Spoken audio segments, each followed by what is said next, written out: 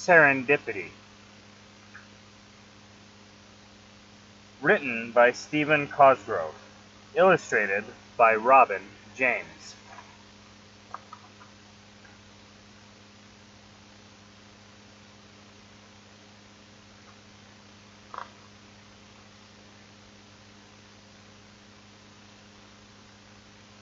On an iceberg far south in the Arctic sat an egg. It was no ordinary egg, for it was 4 feet wide and 8 feet tall, and had a distinct pink shade to it. Nobody knew what it was. The penguins and the seagulls that lived on the iceberg just assumed that it had been there for a long time, and it probably had. For years and years the egg sat there stuck in the ice, but then the iceberg began floating north. The days became warmer. Finally, the penguins and the seagulls all packed and went back to the Antarctic because they liked it cold. The egg was left alone on the iceberg that was slowly melting away.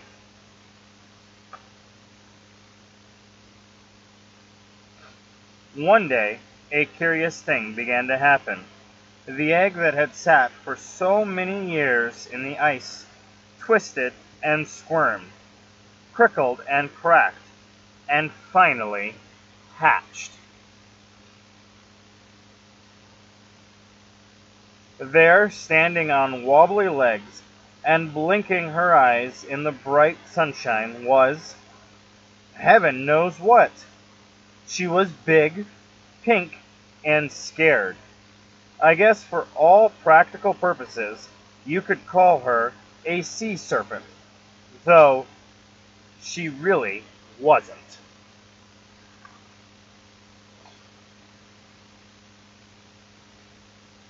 She stood there for a while, just looking at everything there was to see.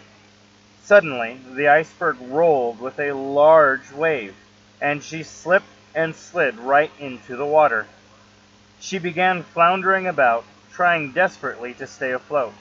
But since she just hatched, she didn't know how to swim. She was making so much racket with her splashing and thrashing that a big, fat walrus swam over to see what was all the commotion was about. "Who or what are you?" asked the walrus. "I don't know who or what I am," she cried, and with that she flipped herself upside down. She would have drowned right there and had not the walrus helped her afloat. As quickly as she could, the big fat walrus taught her how to swim.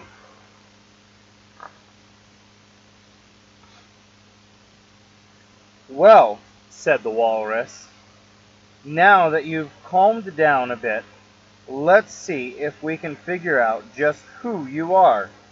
He slowly swam around her, for she was growing even as she was talking. You're too big to be a tuna, and too small to be a whale. You have no feathers, so you can't be a bird. I just don't know what you are." She began to cry and cry. "I must be somebody. Why, I don't even have a name." "I may not be able to figure out who or what you are, but I surely can give you a name," said the walrus. "From now on, you shall be called, Serendipity. And as you cannot stay here all alone, you will come with me, for I am on my way to the island of Capri, where all the fishes of all the world are to meet. Possibly they can decide what you are and what you are to do."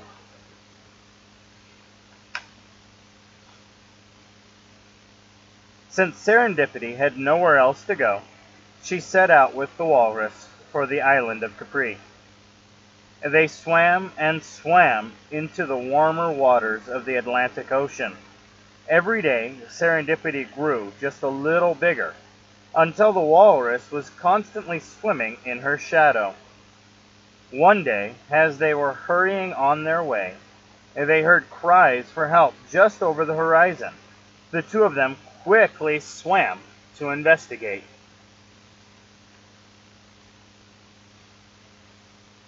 There, right before them, was an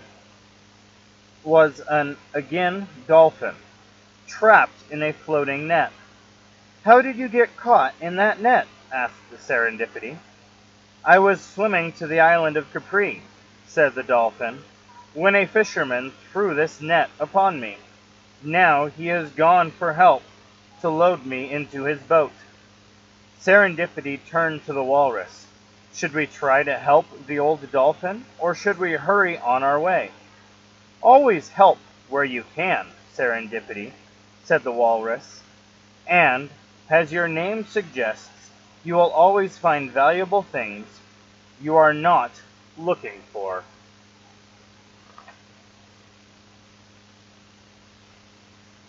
Serendipity agreed, and she and the walrus set about trying to free the dolphin. But while they were busy at their task, the fisherman and his friends came back to their net. "What are you doing there?" shouted the fisherman. "Get away from my net." And with that he started to throw a large harpoon at the walrus, who was cutting the net with his tusks. Without thinking of her own safety, Serendipity swam over to the boat. With a mighty heave, she flipped it over, throwing the fisherman into the water. The fishermen were sputtering in the water, so Serendipity very carefully lifted them up and dropped them on the overturned boat, where they hung on for dear life. In the meantime, the walrus had freed the old dolphin, and the three of them swam quickly away.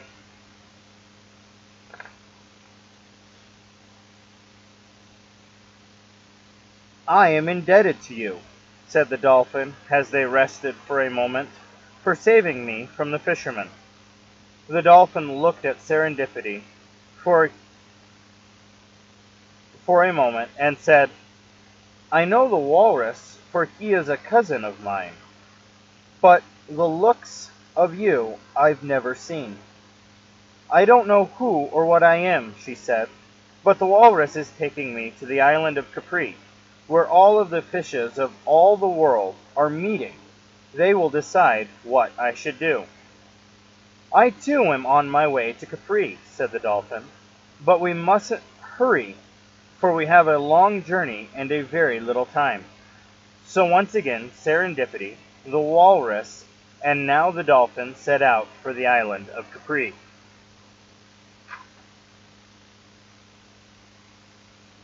They had swum for over 2 days when suddenly the water began to turn dirty and brown. Paper cups and bottles bobbed in the sea around them. The farther they swam, the more garbage they seemed to be, and the oil floated freely on the top of the water. "What is all this?" asked Serendipity. "Unfortunately," said the dolphin, "we must swim close to the land, or our journey, and the land dwellers throw their garbage into the sea." By this time they were unable to move at all because of all the garbage and all the junk floating on the water.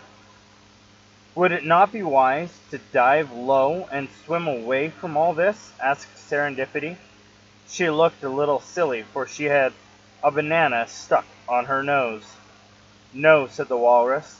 "Running away won't help the water or the fish that swim in it."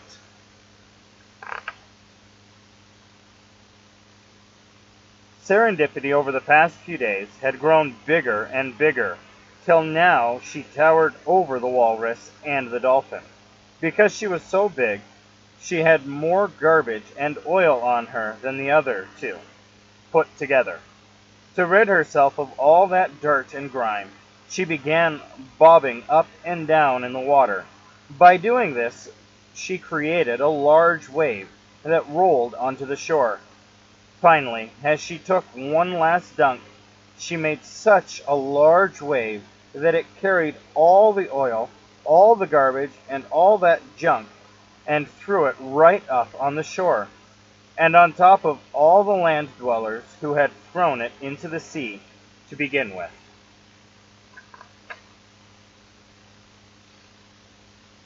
The dolphin and the walrus laughed and cheered to see all that garbage leave the sea. "Oh, Serendipity," chuckled the walrus. "I am sure the land dwellers will think very hard before they throw garbage into the sea again." With the way cleared before them, the walrus and the dolphin and a proud Serendipity once again set off for the island of Capri.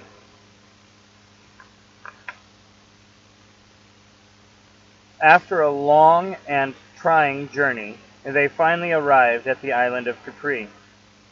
There they found all the fishes of all the world. It was quite a sight to see. There were giant whales, tiny shrimp, chunky tunas, and slippery salmon, just to name a few. "We must leave you now," said the walrus and the dolphin, "for we have much to do." And with that they swam away from Serendipity into the milling crowds of fish.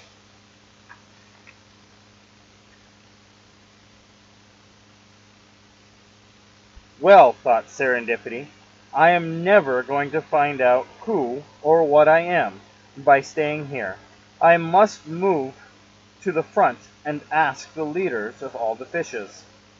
She bumped and pushed her way to the front, and there, to her surprise, was the fat walrus and the old dolphin. "What are you doing here?" she asked. "We are the leaders of all the fishes," they answered. "But why hadn't you told me before? I have come all this way only to find that you were the ones who would tell me who or what I am," she cried. "Serendipity," said the dolphin. "We encountered many dangers on our trip here, and you overcame all of them. In doing so, you have discovered that you are brave and kind, and that is what you are." "As to who you are," said the walrus, "you are Serendipity, and like your name, you'll always gain riches that you did not seek."